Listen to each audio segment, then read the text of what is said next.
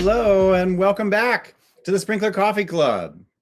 Thanks so much for joining us today. I'm Marshall Kirkpatrick, your host for the Sprinklr Coffee Club, and we really appreciate your taking the time to join us today for another fascinating conversation. Here on the Sprinklr Coffee Club, we like to talk about customer experience, digital transformation, the cultural and social implications of technology, social media marketing, so much more, all in a real small period of time with incredible guests. And today we have a guest that I am so excited to interview.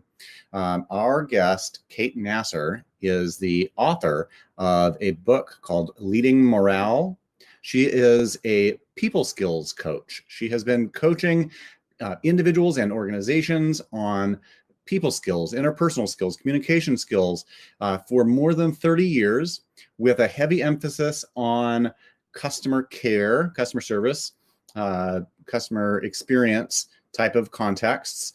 She writes an incredible blog full of really good advice about both customer care and leadership in general.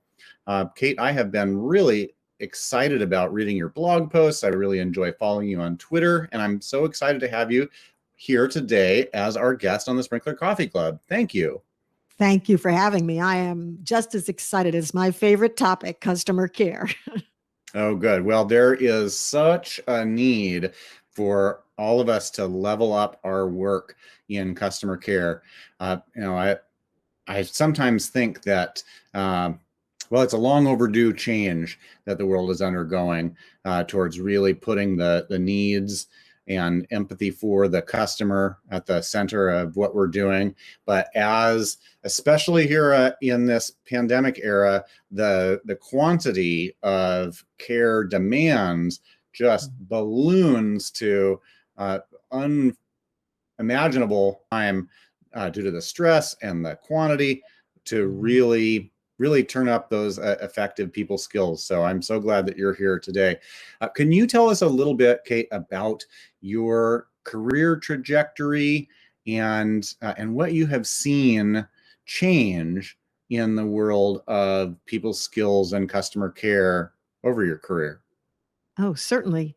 My very first career, actually, I was in computers. Most people wouldn't think that that the people skills coach started out in technology, but my bachelor's degree was in mathematics, and got out of college, and computers were, the hot thing, and believe it or not, the new thing still. I mean, there were mainframes and so forth, but I went in and I became a mainframe programmer. But not too long after that, they came out with PCs, desktops, and such, and I was reorged from being a senior systems analyst into being in this PC support area with 4 other people. And the reason they picked us was because we had very good technical skills, of course, but all the IT people did, but we had very good people skills.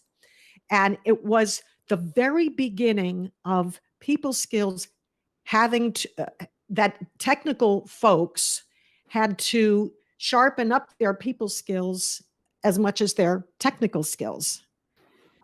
So I did that for quite a while, but I was still just in my own career, sort of unsettled, and finally decided to start my own business. And the reason I wanted to do it was because I could see these technical folks were so incredible. I mean, they wanted to help people. They would stay there till midnight to fix your problem, but they didn't know how to interact with other non-technical human beings. So I started my business to teach people skills to techies. Mm-hmm. And it has evolved over the years. Now, to your question about people skills and the trajectory of people skills in general, over the last 20, 30 years or whatever, I don't think it's going to be any surprise to people listening in or watching our event today that people skills were not called people skills. They were called soft skills. Very patronizing. And they meant less important than hard skills, which were what were important. Not just the technical world, corporations in general. There were the hard skills, and those are the things that they measured for and promoted on. And then the soft skills. Yeah, okay, we need some of that.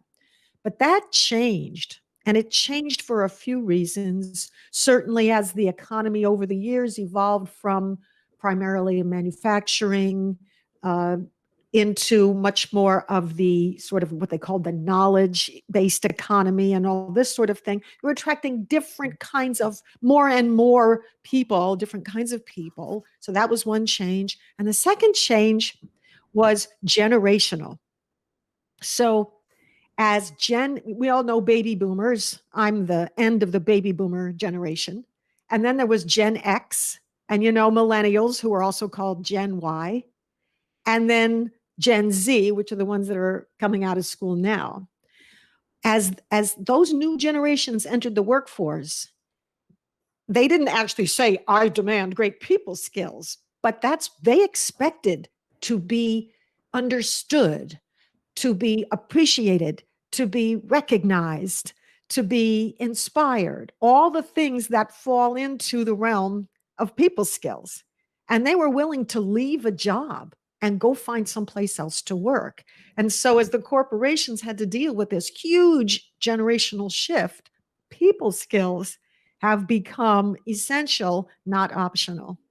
Oh, that's fantastic. So you started training techies how to have people skills to support their customers, but Right. then as the team itself changed, you expanded your practice into leadership work in Right. order to support leaders who would work effectively with their own teams.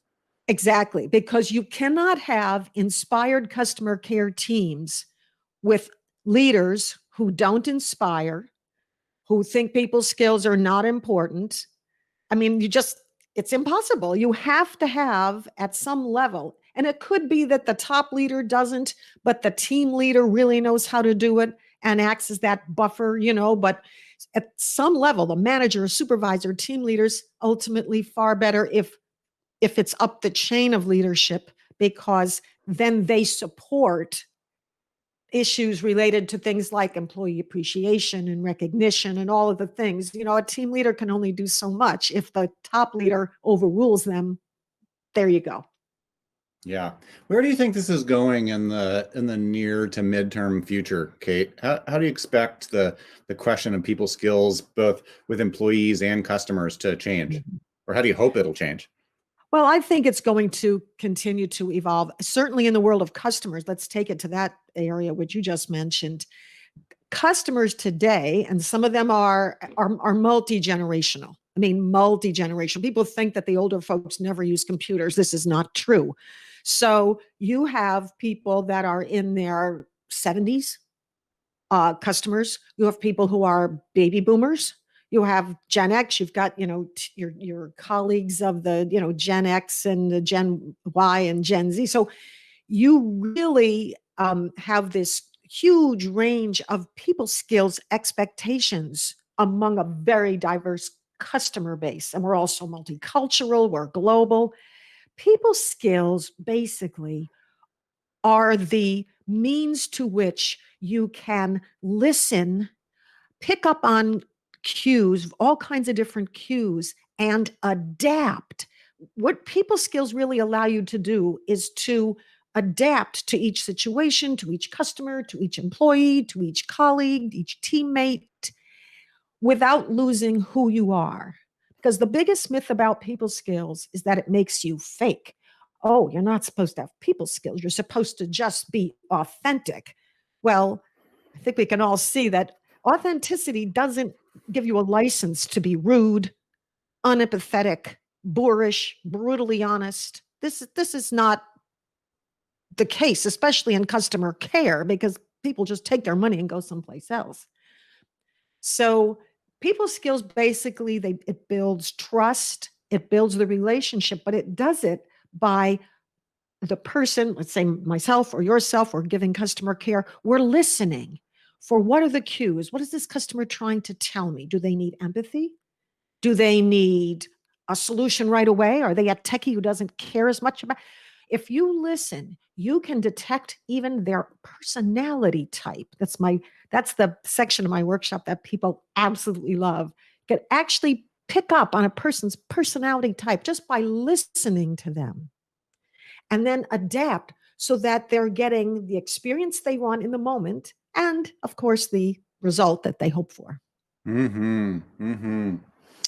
You know, in addition to picking up on those individual cues and learning about individual customers, one of the things that we aspire to help more and more of the brands that we work with do is to learn from those experiences in aggregate across all Right. of the different instances of customer care to discern some patterns and some issues and some trends and some opportunities Right. to level up what they are doing. Is that Mhm. something that you could offer any wisdom about? Definitely.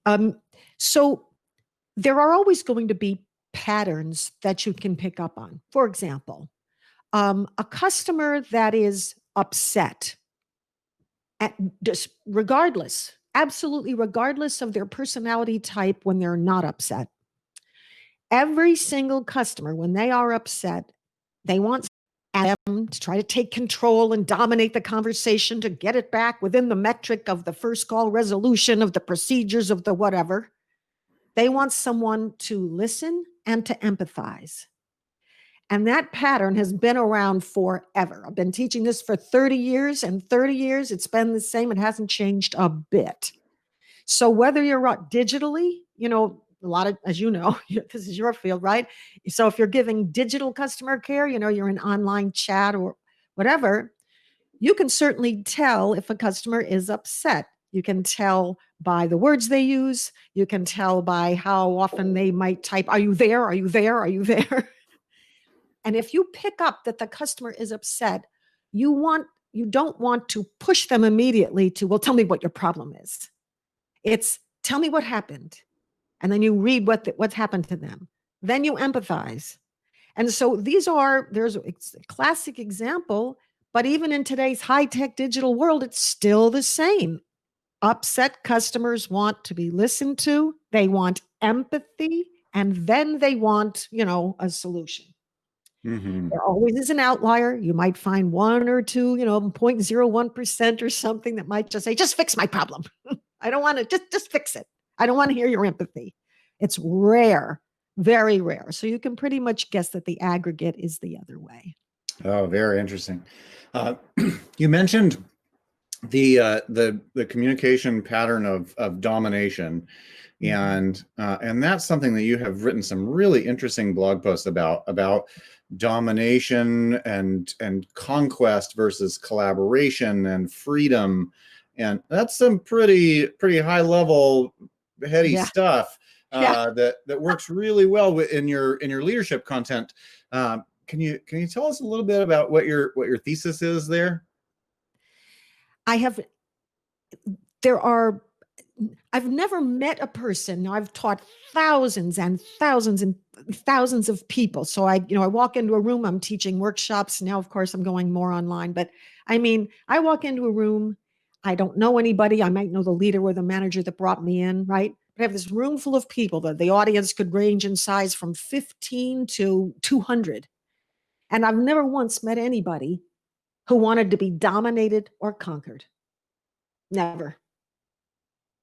And when it comes to customer care, which is the subject, that we're focusing in on, certainly the leadership, employees don't want to be conquered either. But in response to your customer care question, what, how do we dominate and conquer customers in customer care without either knowing it or without intending to do it?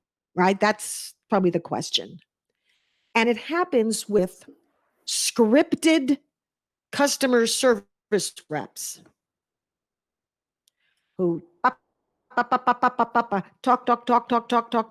And if you want to insert, they keep right on talking because they have to finish that paragraph. It it's it's horrible. This is not care.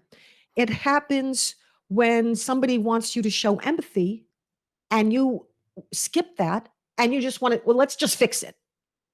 If you're the customer care rep and a customer wants empathy and you're saying, "Let's just fix it," you are dominating the customer. I'll give you a very recent example that just happened to me. My car insurance. I've been with this company for, I don't know, probably 2 or 3 years. And I already told them in advance because it's a 6-month policy. A couple of times they would call me up and they want to ask me the same questions about what these discounts, well, if you bundle your home with your auto, we give you this % discount. Do you want that? Now, the first time they asked me, it made sense, right? New customer, got to ask it. But every 6 months. So I said to them, I'm not like other customers. I do not want to bundle my home insurance. Please make a note in my file and don't ask me that question again. I'm a busy person. I pay my bills on time. I'm a very amenable customer as long as you don't try to push me into where you want me to go. And then there was one about auto pay, like where they automatically deduct it from your bank account. I don't give anybody access to my bank account, my personal preference. Okay. So what do they do this time? They harangued me with phone calls. They left me 3 or 4 different messages. They didn't tell me the specific discounts they wanted to offer. I suspected they were the same ones. And so the other day I had to call them because my bill was due and I didn't have my bill. And what does she say? Well, before I send you that, let me ask you. And she starts into this same thing. That is domination. That is, they want me to auto pay. They want me to bundle home. You see what I mean? Yep. And I finally said to her, I said, if you ever ask me this again, I will walk away and get another carrier. Now, why did I have to be pushed to that? Why is my memory of that experience? I mean, they told me in the beginning, they loved having me. I had a very good credit rating, a good driving record. Okay, so it's a win-win. And I'm simple. Why are you doing this? So there are very real examples how we end up dominating customers. We shouldn't design the customer experience out to the nth degree. We design a framework of an experience, like there's the Apple Store experience, or there's the Nordstrom experience, whatever, that's fine. But within that, every single customer, especially the young ones, by the way, and they're the largest customer base now, they want it personalized. And you read about it, but personalized doesn't mean just putting somebody's name on their smartphone case. It's listen to what they want. If you can deliver it, but stop pushing us into this procedure-driven customer focus. Procedure-focused customer care is maddening to the customer. It is difficult for your service reps, and eventually it will be deadly to your brand. Whew. Wow. Well said.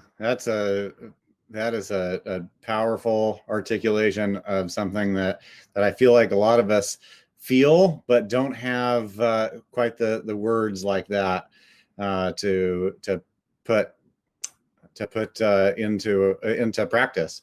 So that is super, super helpful. Kate, I want to wrap on that note. I'm really looking forward to taking that in particular back to our own care team and to the care teams that we work with. And I mean, what a simple but powerful benchmark. Is this a procedure focused care experience, or is it customer centric?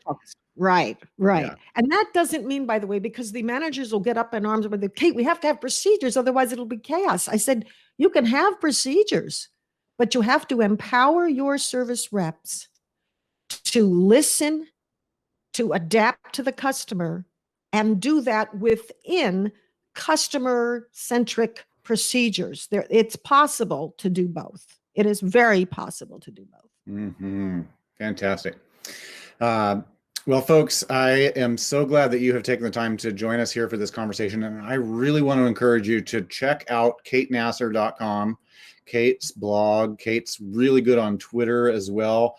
And if you enjoyed the pearls of wisdom here in this conversation, as I know I did, I think that you will really enjoy and find useful Kate's public writing on her website as well. So, Kate, thank you so much for taking the time to join us here and to share the things that you've learned. Well, thank you, Marshall. And I hope everybody in customer care has an inspired day. Oh, that's beautiful.